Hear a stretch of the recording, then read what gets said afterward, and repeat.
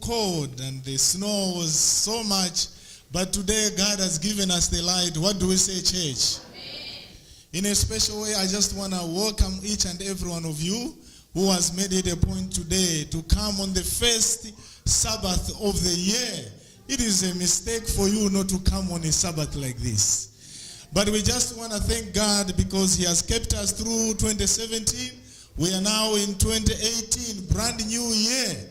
Resolutions are being made. I know we are good at making plans, though by the end of the year we fail to review, but I hope this year we'll make better plans. In a special way today, as you all are aware that we were supposed to have this program 2 weeks ago, and last week we didn't do it, but by God's grace today, the program for our kids, the children's ministry, and the youth, Adventist Youth Department, today they are ready to present their programs. What do we say? Amen. So some of you who have a tradition of saying, okay, no, we need a preacher to stand there and preach. Today you have more than one preacher. What do we say? Amen. So we have got more preachers today. It's a day where we are blessed so much, not only one preacher, but several preachers.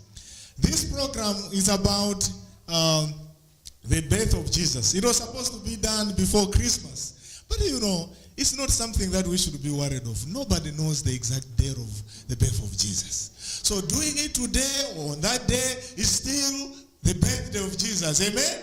Because the actual fact is not the right day, but the actual thing, the actual event of the birth of Jesus. We all are aware that Jesus was born on one day. Okay, right? We know that Jesus was born. We may argue on the exact day, but the fact remains, Jesus was what? Was born. And he is now in heaven waiting to come again. So our program will start with the children's ministry. These are the little ones. They will be coming in here to present their program. You know, this is the department. Let me thank you, maybe before they come here. Let me thank you all the parents who took their time the past year to support us by bringing their kids. Let me assure you one thing. You will see when the kids come here, I want you to observe one thing, that whether you are smart or whether you are an alien or you are a superhero, you cannot do children ministry alone. You need enough staff. Therefore, if you only have one person in with the children and you expect good results, don't expect that. You need to have more personnel. So if this year we want to succeed in youth ministry, we need more volunteers. We need more people to work with them. You witness it today. Amen? Amen. So our program will be, the title of the program is, they're just doing the first part, Happy Birthday, Jesus. So they will come here and present their program. I don't want to preempt them, but I want to ask you one thing. Let us give them support. Because some of us, I know we are so spiritual, the way we look at them, don't frighten them. Today, please, if you can't smile, fake a smile, okay? Try to fake a smile, look at them, give them hope, give them support, because if you are just like, they'll be like, oh, maybe I'm not doing it right. But let's give them support. Sometimes if they feel like maybe they have forgotten something, encourage them because they are kids, okay? But I'm assuring you that they are ready to present their program. So right now we start the program with welcoming our pianist, Tio Ngwinja. Please, Tio, let us give him a round of applause, Tio, as he comes to play the music that will lead our young ones when they come in here. So we are so blessed. Tio, come and take your seat over here. He is one of our children's ministry. You know, teach the children when they are young, because when they grow, they will never what? They will never depart from it. We thank their parents, okay? Mr. Ngwinja especially for also encouraging Tio to do that. So as we start our program, let us now have Tio play the music that will usher our kids inside.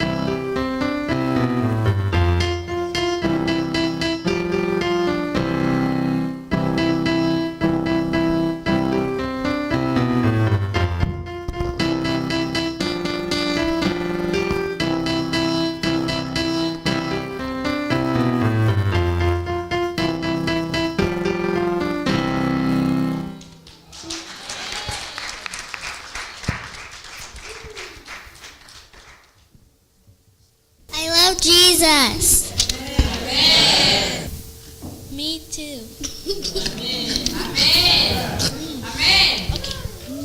Me too, I love Jesus. I love Jesus too. Jesus loves me. I love Jesus too. I love Jesus too. I love Jesus too.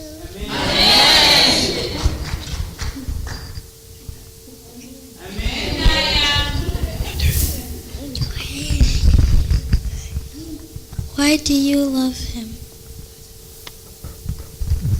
Because it's the time when we kids get presents from our parents.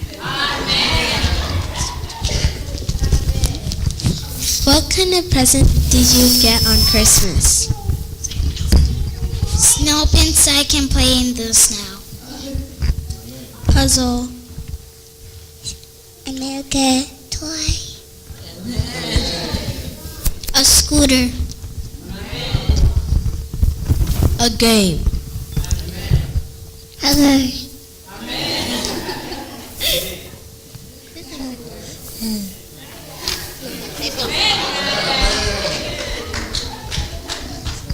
I have a question for all of you. What do we remember on Christmas? It's the birthday of Jesus. Jesus was born in Bethlehem 2,000 years ago.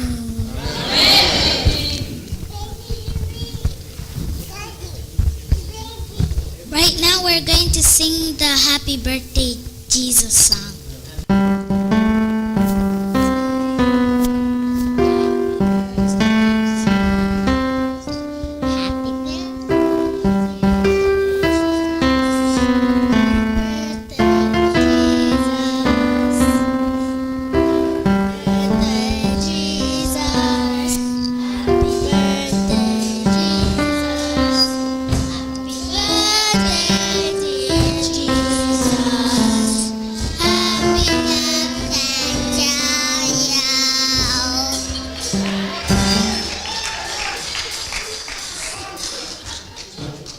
Did he get presents on his birthday like we do on our birthdays? Yes.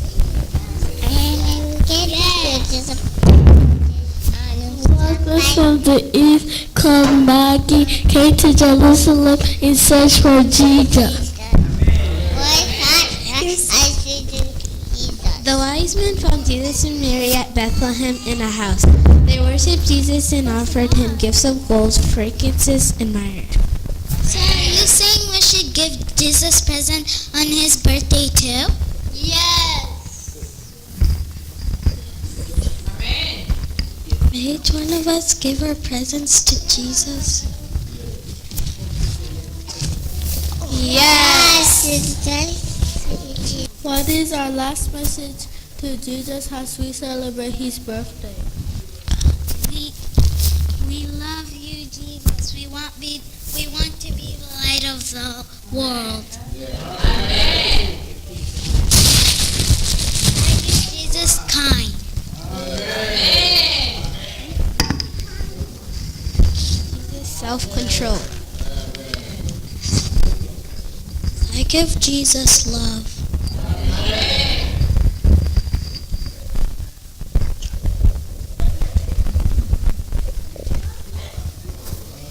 I give Jesus happiness. Amen. I Jesus love and says,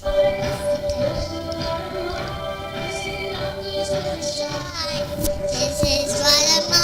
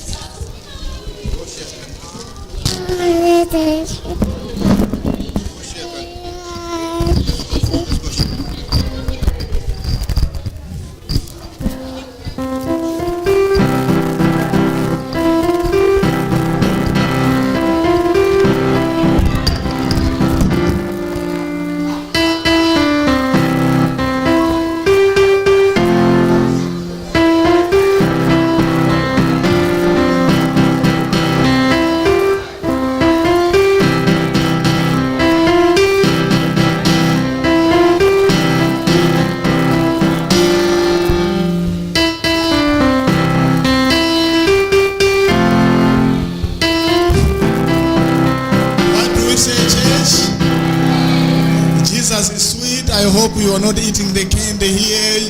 Keep it. It's a sign that Jesus is sweet, and they have shared. Children's learn to share the little things that they love. Thank you so much. That was the part for the children's ministry. Right now, the youth, the Adventist youth, are now ready to continue with the program. Mrs. Kawamba will come and introduce their program. Thank you so much, boys and girls. Beautiful. What does the church say? Amen. God is good. All the time. Yes, God is good. God has been good and faithful. God is good and faithful now. And because of that, we are assured that He is going to be good in this year.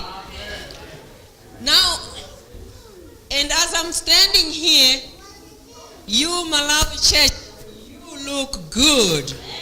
So do me a favor, turn to the person next to you and say, neighbor, I look good. Neighbor, I look good. But neighbor, okay, you can turn to the person behind you. you. We will start off again. Never. I look good. Never. I look good. But never. You look better.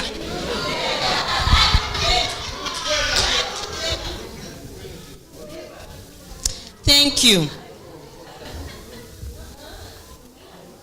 The senior youth are going to talk about the different reactions that people who were surrounding the birth of Jesus, before and after the birth of Jesus, the different reactions of people.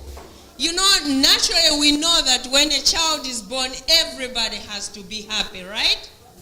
But we just want to explore and talk about some people, how people reacted towards the birth of Jesus. I hope you are going to be blessed. Joy to the world, the Lord is come. Let earth receive her King. Let every heart prepare him room, and heaven and nature sing, and heaven and nature sing.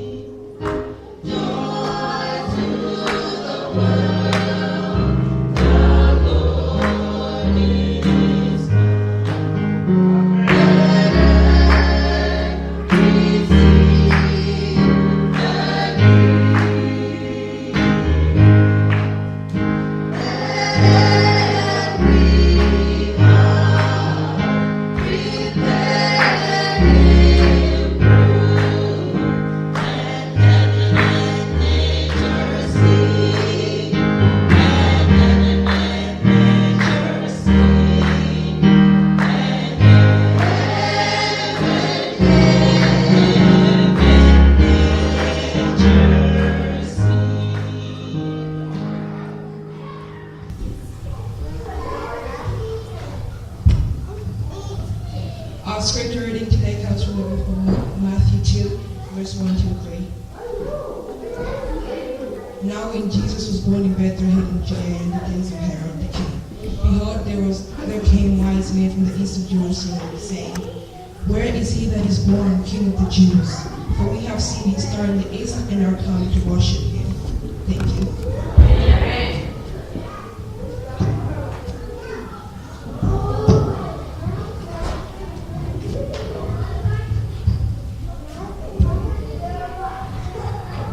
The scripture comes from Luke chapter 2, verses 8 to 14. And there were in the same country shepherds abiding in the field, keeping watch over their flock by night. And lo, the angel of the Lord upon them, and the glory of the Lord shone around them, and they were so afraid. And the angel said unto them, Fear not, behold, I bring you good tidings of great joy, which shall be to all people. For unto you is born on this day in the city of David a Savior, which is Christ the Lord. And this shall be a sign unto you. Ye shall find the babe wrapped in swaddling clothes, lying in a manger. And suddenly there was with the angel a multitude of heavenly hosts praising God, and saying, Glory to God in the highest, and on earth peace, goodwill towards men. And then also verses 25 and 32. And behold, there was a man in Jerusalem, whose name was Simeon, and the same man was just and devout, waiting for the consultation of Israel, and the Holy Ghost was upon him. And it was revealed unto him by the Holy Ghost that he should not see death before he had seen the Lord Christ. And he came by the Spirit into the temple when the parents brought in the child Jesus to do for him after the custom of the law. Then he took him up in his arms and blessed God and said, Lord, now lettest thou thy servant depart in peace, according to thy word. For my mine eyes have seen thy salvation, which thou hast prepared before the face of all people, a light to lighten the Gentiles and the glory of the people of Israel. Amen. For many people, including Christians, Christmas has become more of a social event than anything else. An occasion to receive material gifts and eat good food. It is a time where fights have erupted among siblings because one got a better gift than the other. Or for the naughty ones, no gift at all. It's about Santa and his reindeers. Parents have had huge misunderstandings because the neighbor bought his wife an expensive gift while the only thing she got was some cheap chocolate from Family Dollar. To the business world, Christmas is all about making money.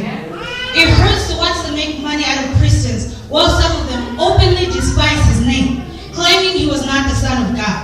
Worse yet, that he doesn't even exist at all. It is sad that Christmas has been turned into such a social event that in most cases, it's not about Jesus, but fun. His name is barely mentioned at all. People celebrate this season without knowledge of its purpose. The Lord counts upon us to be different. He expects us to prepare our hearts every time we approach this season. It's about rededication, revival, and renewal. Joseph and Mary walked a long distance to Bethlehem. Mary was completely tired. She needed to rest. But others had arrived ahead of them, so there was no more room in the inn. Everyone was so wrapped up in making their own comfort that they didn't mind about Mary, who was in labor pains. Nobody was making any effort to find room for them either. So, this table it was. Ladies and gentlemen, I ask you to use your imagination. Now let's take our minds back and try to recreate how he must have been there in the stable. Can you see Joseph? How about Mary? Then look at little baby Jesus lying in the manger. Do you think that just like any newborn child, that baby needs a nice warm place? How about fresh air? Do you think he likes the bad smells coming from the animals? No, he doesn't.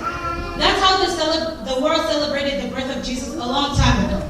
However, what should give us a headache is not how they celebrated, but what we continue to do today. Because just like some of them, we have no room for him. Our hearts are not prepared. My question for you today is it going to be Christmas as usual this year, or we plan to look at it differently? At the end of our program, I ask you to examine your life and how you celebrate the birth of our Jesus Christ, Messiah, Son of the living God. Amen.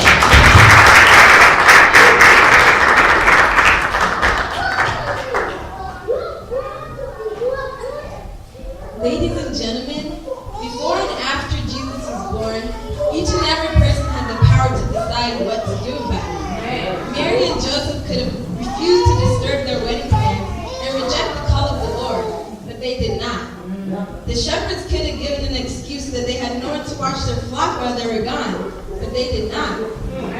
Simeon and Anna could have chosen to keep quiet and not proclaim that Jesus was indeed the Messiah, but their dedication and love compelled them not to do so. The wise men could have chosen not to worry about it, but they decided to go and find the newborn King of the Jews. Today, as we commemorate, revisit, and celebrate the birth of King Jesus, each and every one of us has the power to decide what we want to do about it, how we want to receive him, and how we're going to bond with this newborn King. Today, as we see our program, we can look at how each person revisited, celebrated, and saluted the birth of King Jesus.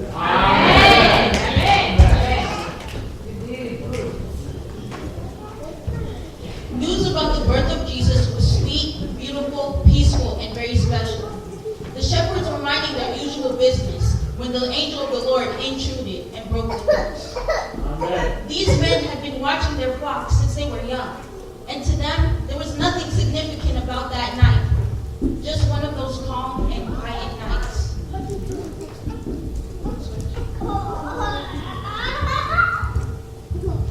Now, most of you know, a stranger must be very brave to dare intrude in those guys' territory on a night like that and start talking to them. Because naturally, these guys are very territorial, fearless, overconfident, and rude.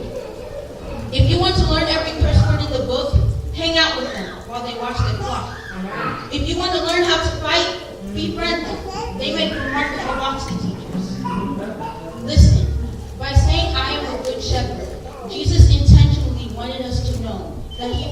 that ordinarily shepherds aren't bad guys, but he wants us to trust him and know that he is different.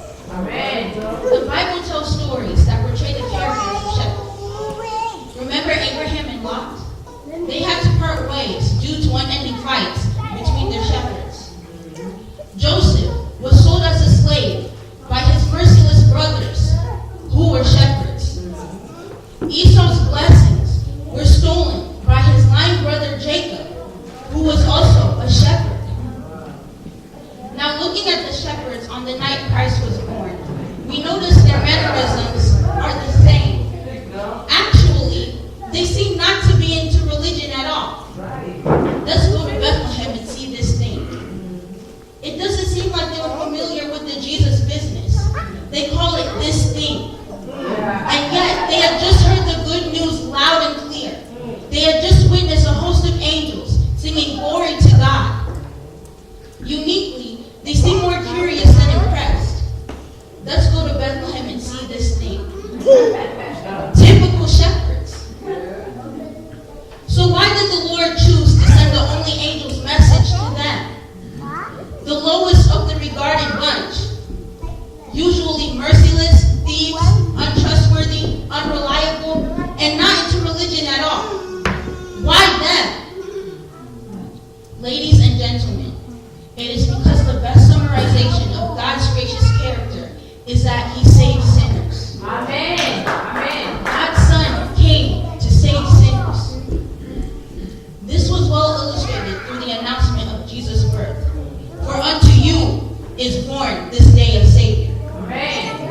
Because God chose the shepherds to be the first to hear the news of Jesus' birth, he showed his amazing grace. In his grace and mercy, he came to a group of men who were looked at as worthless in the eyes of the world. This underlines how our God reaches out to the most trashy and despised people. His mercy is so great. Our God has not changed. He will reach us at our level. Amen. And because of that, we can also proclaim, unto us a Messiah is born. Amen. It doesn't matter what the world thinks about us. It was this sense of ownership that changed the hearts of the shepherds. Amen. Because they were being included into the board of the Almighty God, it encouraged them to make a life-changing decision. We must arise, go to Bethlehem, and see what God has done with our very own eyes. We will receive him with gladness and worship. No matter what the world thinks about us. Yes, we are poor, with no material gifts to give him, but we will go, bow, and give him our hearts. Amen. This is how the shepherds chose to salute the news of the newborn king.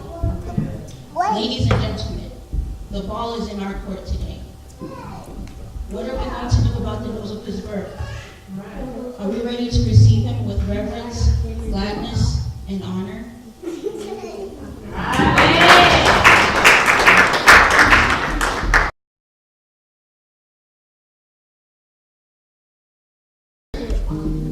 At the announcement of the birth of the Messiah, the universe experienced the most wonderful salute of all times.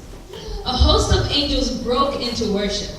Glory to God in the highest, they proclaimed. You see, only one angel was adequate to deliver the good news to the shepherds. But in response to that, quality praise was needed. One angel could not give that kind of praise. It demanded a host of them to make enough joyful noises of praise. A host was needed.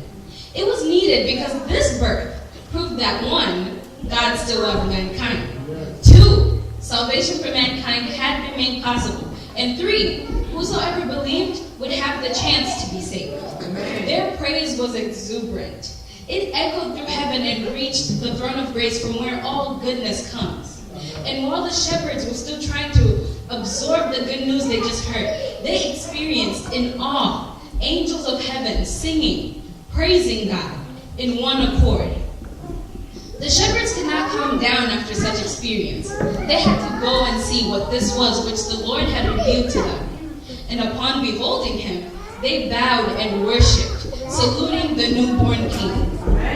In the same manner, ladies ladies and gentlemen, allow me to say this. One pastor or one preacher, or let me say a single voice, is enough to deliver the good news of salvation to us. But to adequately and effectively salute God for sending His Son, it demands unified praise and worship from all of us, the whole church, as one body. I therefore believe our worship service should not be boring. If need be, let's take time to learn the songs that are sung during worship. Let's develop a special interest in learning the songs that are used during divine service, because my Bible and your Bible demands that we praise God with all our strength, to shout joyfully, to sing with commitment, because He came down for you and me. We hear the same good news that was brought to the angels today, but most times we are not moved at all. I don't know about you, but my Bible says all the earth should shout and rejoice and praise the Lord as one body. For by this birth, He showed great love for us. What is your response today? How are you going to salute the birth of the Lord this season? The angels received this birth with joy and gladness, but today, it's our turn. I invite you to join us as we sing praises, worshiping our Lord with love, adoration, and worship. Amen.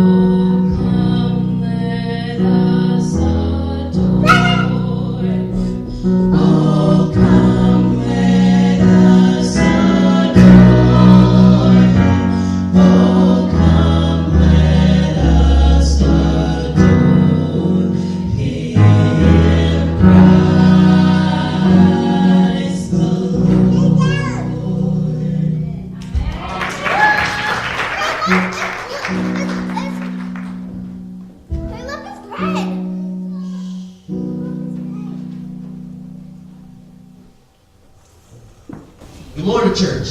Amen. Let's take a moment to look at the Jews in Jerusalem, shall we? Yeah. See, in the Bible it says the Jews in Jerusalem were troubled by the news of the birth of the Messiah.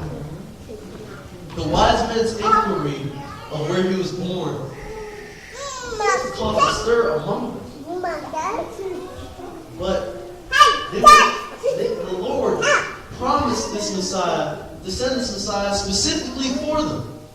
They had been waiting for this Messiah for ages. Children, These are the children and grandchildren of the prophet who prophesied about the coming of this Messiah. They prophesied. The prophets. Okay.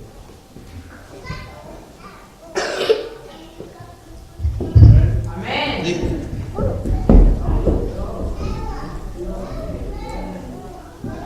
But now, Emmanuel is here, and they don't show any excitement. Like, understand, like, they showed no excitement for this man. This man came from heaven. And the Lord came. The Lord brought this gift to them. And they just took it as a joke. They took it for nothing. See, I don't know why they're in trouble about this Messiah. Maybe was it because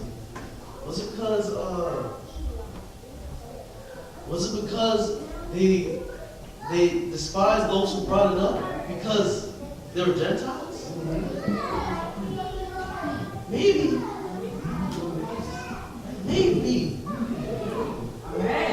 It was because they had no room in their hearts for this man. Amen. Well, in the Bible it says they remained in Jerusalem and they passed this book to the wise men so that the wise men could go visit this Messiah. They told him where he was, and they placed the responsibility of finding this specific Messiah that the Lord sent to them, to the Gentiles, the wise men. But understand that these Jews, the problem with them was they were satisfied with having the knowledge of this Messiah. They were satisfied with having the knowledge of this Messiah. But here was the problem. They didn't investigate into the why and the how of the situation. That's why they did not know that he was born. On the other hand, these Gentiles, the wise men, they remembered that. They remembered the why and how. And that's why they waited and watched for the sign of the Lord's coming. Ladies and gentlemen, I fear that we're like the Jews. We know this word, we know the scripture, but we're not into it. We're not actually in tune with the scripture. Amen. See, the Gentiles were in tune with scripture, and that's why they received the blessing, and they were able to bask in the glory of God as our Messiah, our Savior, being born. So, I look at it like this. Was it? Like, what is troubling us about this? What is troubling us? Is it the gifts?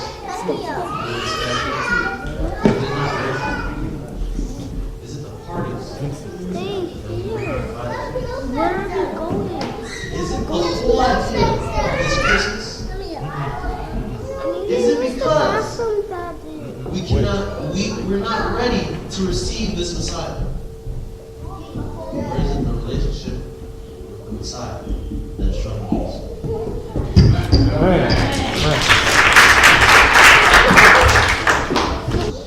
So many times I wonder why the star did not lead the wise men straight to Bethlehem. But after looking at the story, I deduced that the priests and the scribes in Jerusalem had the word memorized in their minds, but not sealed in their hearts. Amen. So as a result, they were unable to realize the Messiah had been born. So in his divine wisdom, God had to give the wise men a detour. He had to give the wise men a detour. Now I know it says in the Bible that the wise men had to go to King Herod and to ask where to find Jesus because they had lost the star. But I want to call this a detour. God had to go out of his own way to give the wise men a detour so that Jerusalem could hear the good news. Amen. Now, the wise men may have been irritated to take this detour, but God needed them to be his messengers. Messengers bearing the good news. God wanted Jerusalem to know that indeed the Savior had been born, so no one could claim they had no knowledge of his birth. Amen. Ladies and gentlemen, detours are part of life. We may be irritated to take the detour, and we may lose something or someone, like the wise men lost a star. But God needs us to take detours in our daily lives for someone who needs to know. Amen. And when God sends us, he makes sure the message is heard loud and clear. Now, King Herod heard the message loud and clear. Although initially he didn't know the king they were talking about, but King Herod received the good news. But Luke says King Herod was troubled, and all of Jerusalem with him. This response was completely different from that of the angels. You could not hear a joyful noise coming out of Jerusalem. King Herod was troubled. The news bothered him. He became angry at the thought of giving up any of his power. He knew this child was no ordinary child. Something about this boy struck fear into his heart. It says that Jerusalem is about 7 miles away from Bethlehem. Yet he did not dare go check it out himself. He did not take the time to go and salute, let alone praise, this newborn king, even though he was told that this child was born the Son of God. He became so consumed with his greed for power that he missed the point. If only he had focused on why this Savior was born, then he would have joined the wise men in their search. Amen. Ladies and gentlemen, for ages past, God has made sure that everyone is able to hear about this newborn king and his birth. How people respond to it is completely their choice. Amen. God will move mountains for you and me to know about his love. Amen. But how we receive it is up to us. Amen. So this year, as we celebrate this Christmas and the birth of Jesus, if only we could focus on why he was born, then we would salute him with gladness and happiness. And then we will be sure that our salvation is assured because Jesus, the Messiah, is born. May God bless us all so that as we celebrate this year, we can focus on the purpose of his birth. Amen.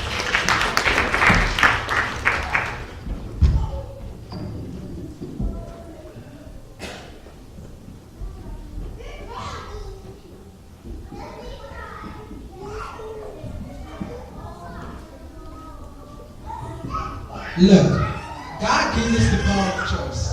How you choose to react to the news of the birth of Jesus is up to you. In the same manner, angels did not mind how the shepherds received the news or what they were going to do about it. Neither did he worry about what the wise men were going to do after seeing the Messiah's star, or even how Herod and the Jews' attitudes would be. As for them, they rejoiced. The angels of heaven could not hold it in. They sung and filled the universe with joyful noise. As for the shepherds, they chose to go to Bethlehem, and follow the star. On the other hand, Herod and the Jews chose not to acknowledge him.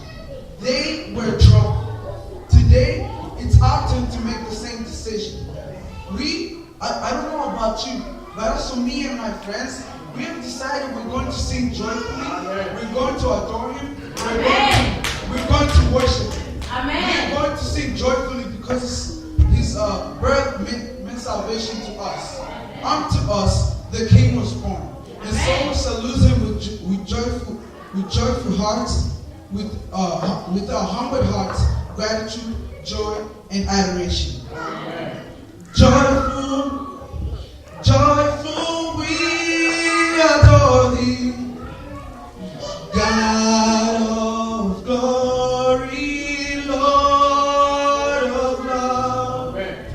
Hearts and fall like floods before thee. Amen. Opening to the sun above. Melt the clouds of sin and sadness, drive the dark of doubt away. Giver of immortal gladness, fill us with the light of day. Thou art giving and forgiving, ever blessing, ever blessed, wellspring of the joy of living, ocean depth of happy rest. Thou art Father, Christ our brother, all who live in love adore.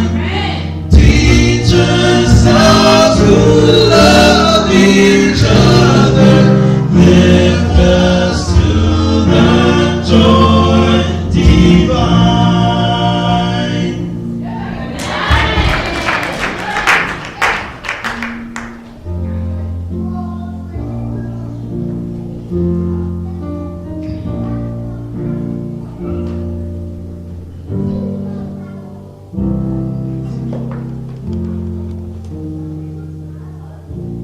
Days after his birth, Joseph, Mary, and baby Jesus encountered yet another salute. This man Simeon, who the Bible describes as a righteous and devout, brings him to praise and worship upon beholding Jesus. He validates him as the Messiah. Thanks God that he has come. He expresses joy and adoration to God for keeping the promise that he would keep him alive until the Messiah was born. The inner peace described in his lamentation is beyond human character. Simeon was a man who trusted God, obeyed his word, looked for his holy kingdom, and led by the Holy Spirit. This was a believer who come to grips with death, and whose faith was in a God who raises the dead. Simeon was ready, perhaps even eager to die.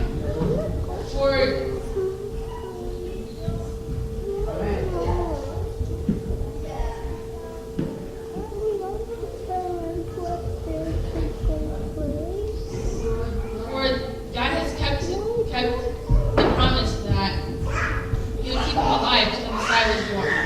Amen.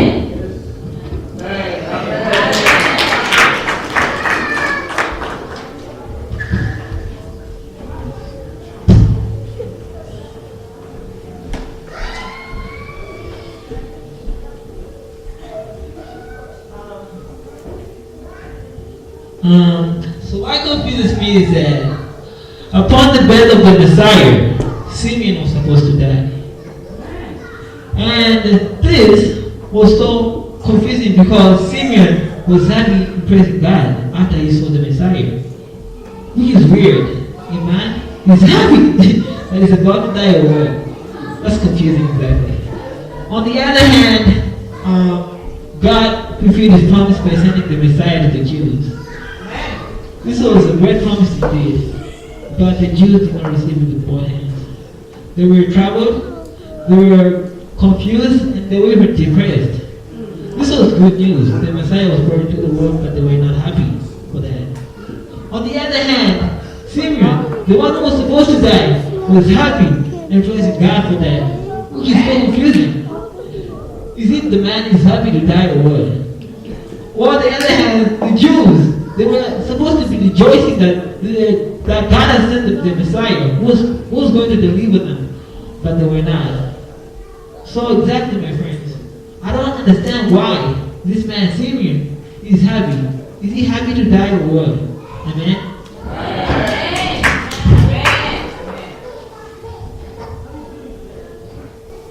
Well, Simeon was ready for his day because he had seen God's Messiah and the Jews. A person needs to see the Messiah in order to be at peace with him. Amen. The Jews, they memorized prophecies, read books about the coming of the Messiah, but they were still blind and scared to receive the Lord.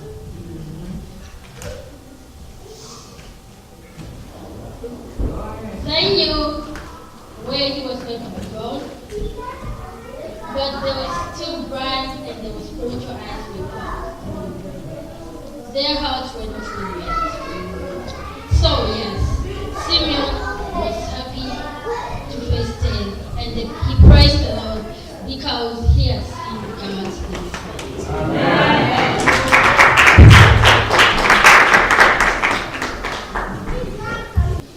Simeon's character reveals the life of a true Christian.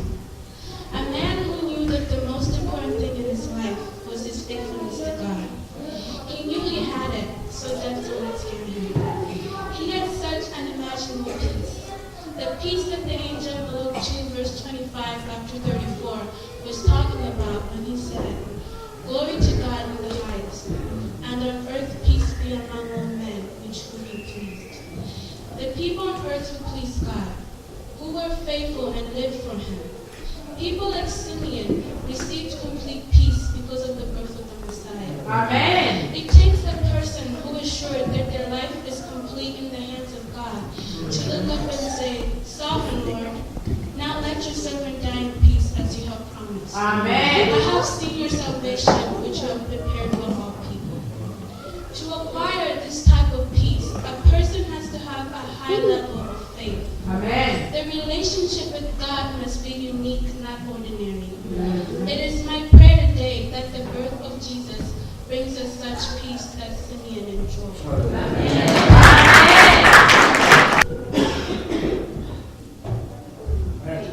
Church, allow me to make a confession today. You see, the thing is, I have a problem with most of these Christmas decorations. Christmas decorations. Look, this is a time where we are revisiting the birth of Jesus, correct? Where we are commemorating what happened in Bethlehem that night.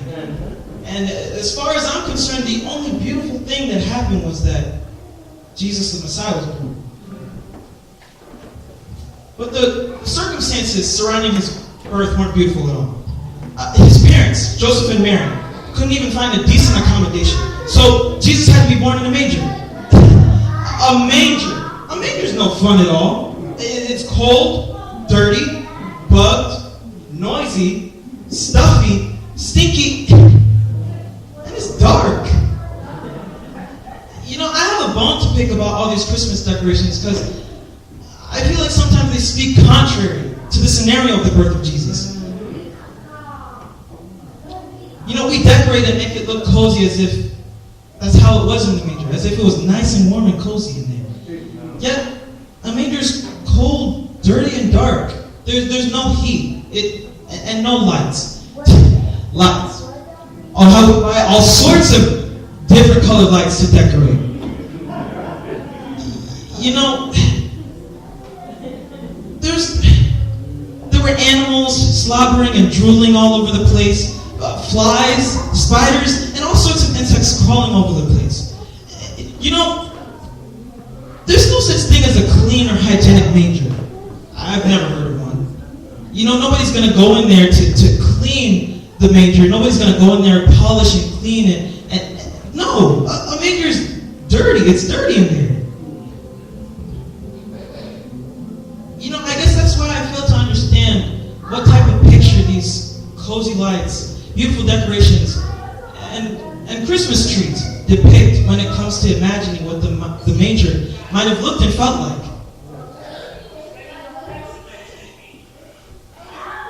The way the world portrays the manger is as if Jesus came from the splendor of heaven to a glorious, beautiful manger. When that's not the case at all. Jesus came from the splendor of heaven to a true, typical manger. Period. Please, understand me. Okay, I'm not saying that we should be sad and not celebrate Christmas. That's not what I'm saying at all.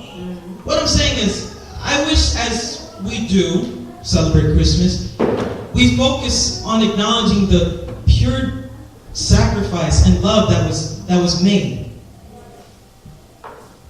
The sacrifice he made of stripping himself of all his glory to be born in a place where even the poorest man would never even think of being born. That's proof of pure divine of my Lord Jesus. You know, I repeatedly ask myself, how could it be that he was so willing to come down and be born in such conditions? His love amazes me. From the glory of heaven to the manger, sacrificing for sinners. I mean, think about it. Sometimes I become afraid that we usually belittle the sacrifice that he made, that he gave. When I observe the focus during celebrations of his birth, I wish we could emphasize more on the love and sacrifice than just being married. Because unless we do so, we won't love him enough. And we won't worship him wholeheartedly. And most certainly our quote-unquote joyful sounds, they won't be genuine, but they'll be fake. How can we adore him enough if we don't appreciate him? If we don't understand what he did for us? You know, how can we appreciate him if we vision his birth as any other? How can we bow before him if we do not understand his sacrifice? And my last question for you, Malawi Church, is, do we celebrate Christmas the way Jesus would want us to? Think about it. So, do we celebrate Christmas the way Jesus would want us to? Do we emphasize the true message about it? Unfortunately, most of the times, after decorating, eating, and buying expensive gifts, we get satisfied that we have fully celebrated Christmas. That's when we miss the most important part, which is to let everyone know the value of Christmas.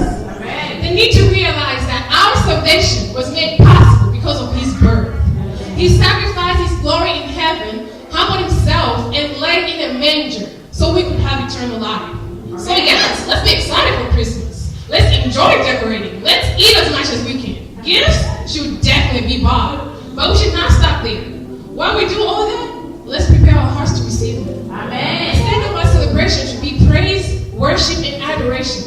He is worthy of our praise because his birth was the first step he took towards Calvary. My prayer is that as we celebrate Christmas this year, or if we're still celebrating, may we know that it is our salvation that matters. So even if we don't decorate or give out gifts or prepare a big feast, as long as we take time to understand and accept and acknowledge the purpose of his birth, I'll repeat that. As long as we take time to understand, acknowledge, and accept. To know and understand, they're two different things, right? Okay, so let me say that one more time. As long as we take time to understand, acknowledge, and accept the purpose of his birth, amen, the Lord will be pleased with the way we have celebrated Christmas. Amen. May God bless you. Amen.